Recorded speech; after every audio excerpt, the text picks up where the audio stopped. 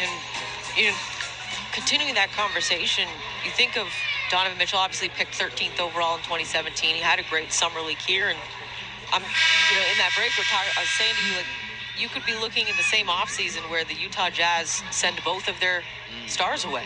Yeah. And if let's say RJ Barrett is not in that package coming back to Utah, what star do you have left? You don't, and we were talking about it as well, Megan. Listen, Utah is not going to be a place where you're going to have a chance to sign an A-list free agent, right? Your talent's going to come from the draft and from trades, and so it'll be interesting to see. Danny Ainge has done a lot of wonderful things at the helm of a front office, obviously with Boston, and there's going to be a similar expectation, but man, that's a lot of production right there that you're going to be watching. And Donovan's a young player.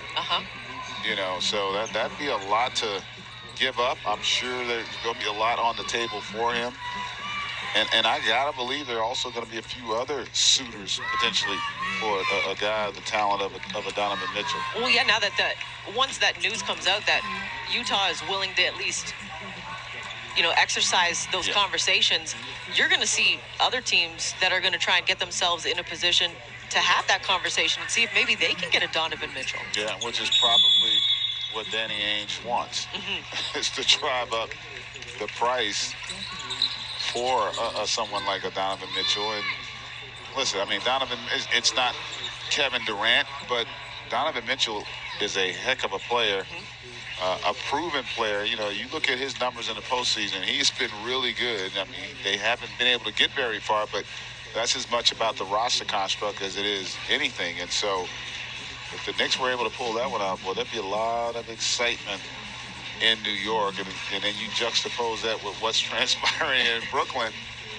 It's going to make for some interesting talk radio. And to your point, Donovan Mitchell only 25 years old.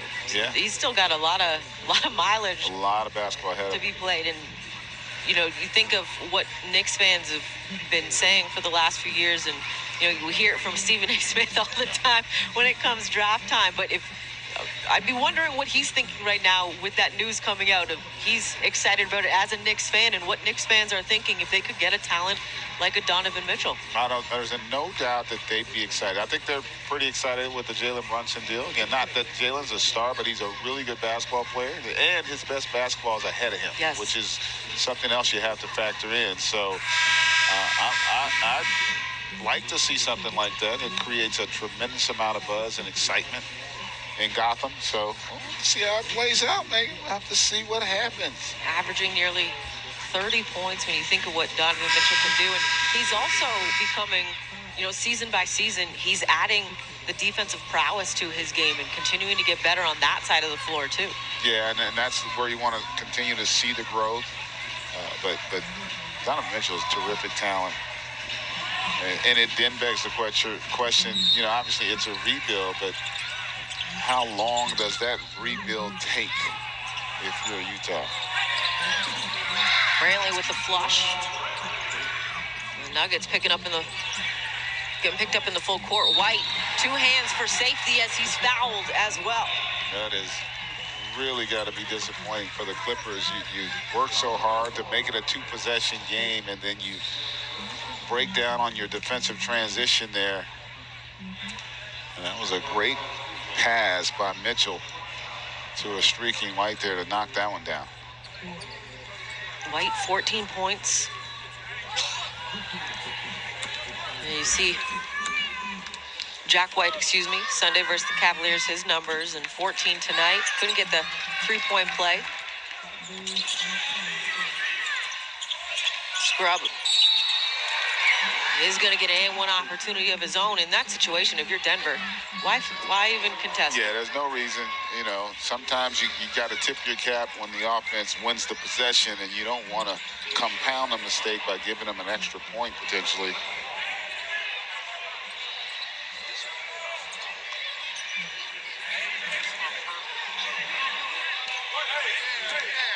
.3. Scrub at the line.